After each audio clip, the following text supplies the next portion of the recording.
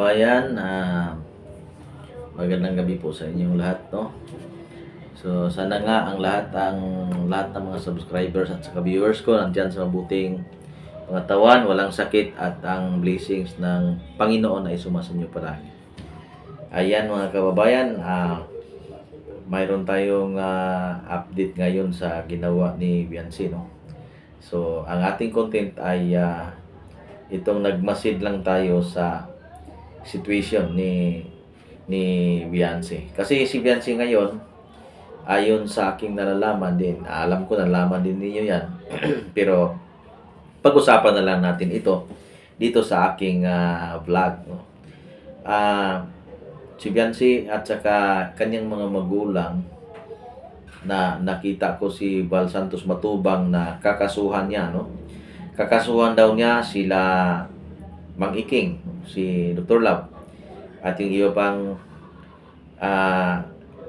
yung si sila Beyonce, kanyang ina, kakasuhan sa Davao, kakasuhan daw niya sa Davao.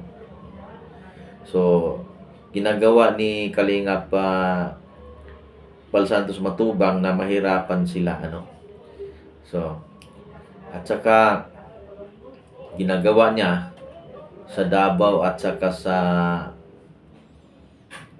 mayroon pa rin isang lugar sa Dait man sa Dait man sa kanila, no, sa Davao kasuhan niya at saka sa mayroon pang isang lugar, no. So sabi ni Val Santos, kakasuhan niya at paalisin niya kung may marinig pa si Val Santos Matubang na paninira, no, galing sa ina ni Beyonce na si Mami Hansel, no, at saka si Mang Iking kakasuhan, mayroon ng kaso, no. Ayon ba ni Val Santos, may kaso na. So yan na, tinuloy talaga. Sana dapat mangyari yon dahil kawawa naman, no. At actually nangyari ng bagay na yon, hindi na sana babalikan pa, o hindi na sana magtanim ng puot galit sa puso. Patawad na. Ayan. Pero ang nangyari, kinakasuhan. So, wala naman tayong magagawa dahil hindi naman natin hawak ang isip ni Val Santos Matubang, mga kababayan.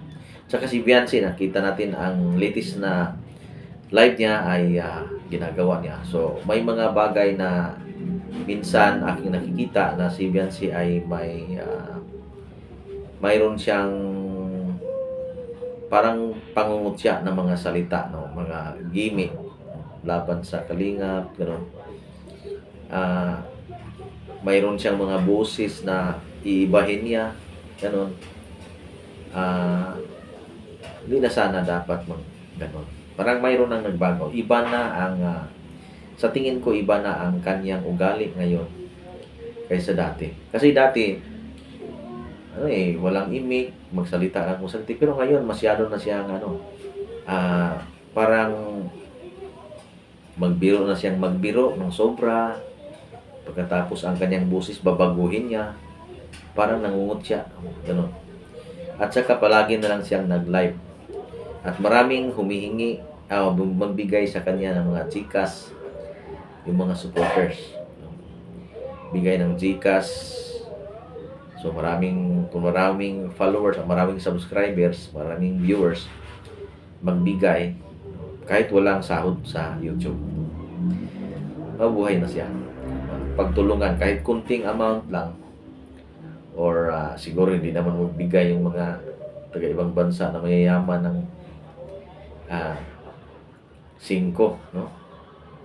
Pero sa akin lang, wala akong sahod sa YouTube. Sana kahit 5 pesos bawat isa sa inyo, para may matulungan na naman ako sa aking charity, para magka-upload ako sa aking charity, makagawa ng video.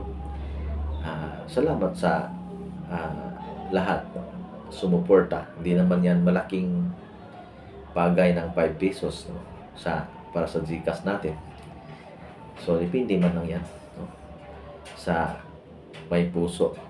Kasi wala na akong matanggap na sahod sa YouTube. Kasi ah, hindi na approve ang aking ID. So, sinubukan ko lang kasi sayang, paabutin ko lang ito ng hanggang kailan. Baka magbagong isip ni YouTube na tanggapin niya ang aking ID, na i-accept niya, ibalik niya ang aking monetization. So, ganun ang nangyari kasi. Si Biancy,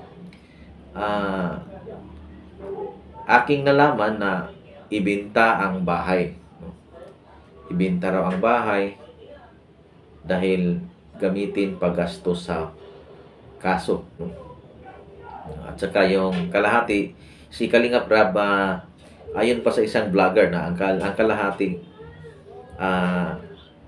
yung pera na pag mabili yung bahay, ang kalahati kunin daw ni Kalingap Rab dahil yun ang nagastos niya. Yun ang aking narinig. Pero hindi ko narinig si Kalingap Rab na sasabihin niya, kunin niya yung kalahati sa yung binta sa bahay.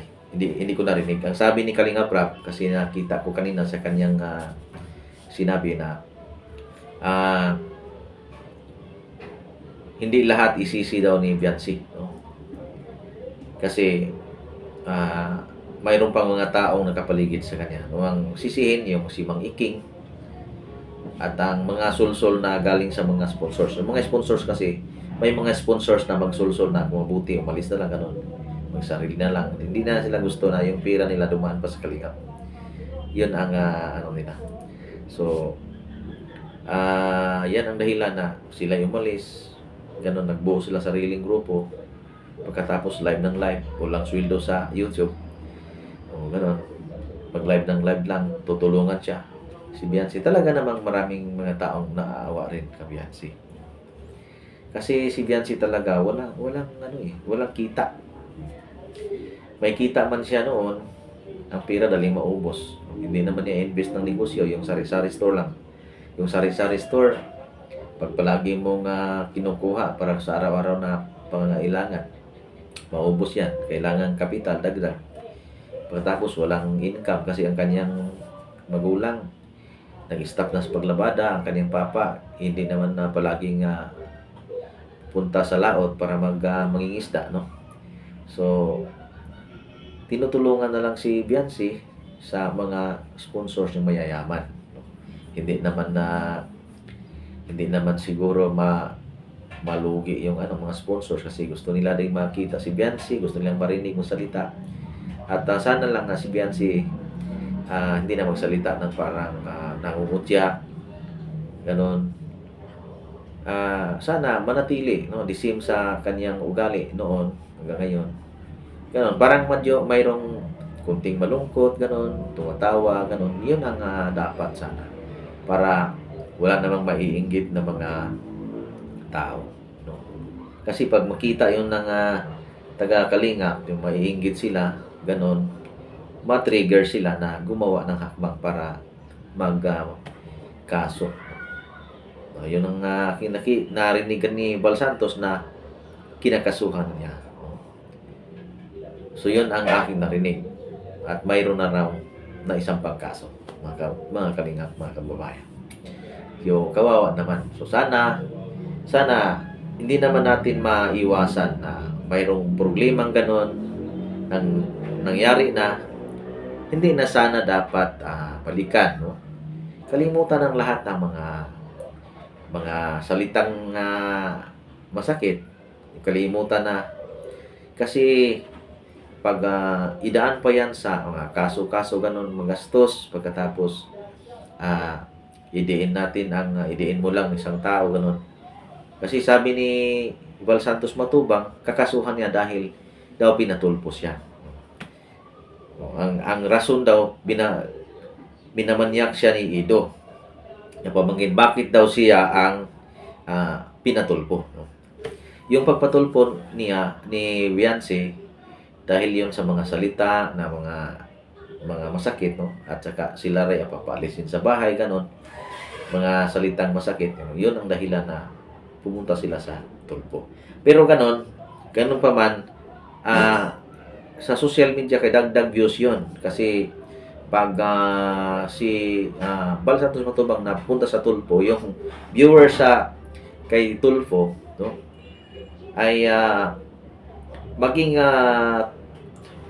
viewers din nila yon. So ang iba maaari ding tumingin sa kanilang mga videos upload, no.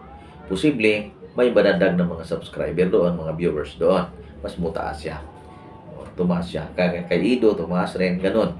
Nakatulong din yon, no. So kung mabuti sana kalimutan na lang yung mga ganun, hindi nahantong sa mga kasuhan, no? So hahanap na lang ng, no, paraan na pero paraan na makakita ng ibang mga beneficiary na kagaya, no, ni Beyonce or ano man, no? So yun lang, no. So, sana nga masuportahan din ninyo ang aking video, no, upload. So lagay ako ng GCash sa aking upload ngayon. Sana nga ay tulungan ninyo ako dahil ako walang sahod. Bilang isang content creator po, sana nga masuportahan niyo. So maraming salamat. Diyan lang, hanggang dito lang mga kababayan. Maraming salamat sa inyong lahat. God bless po sa inyong lahat. Bye-bye.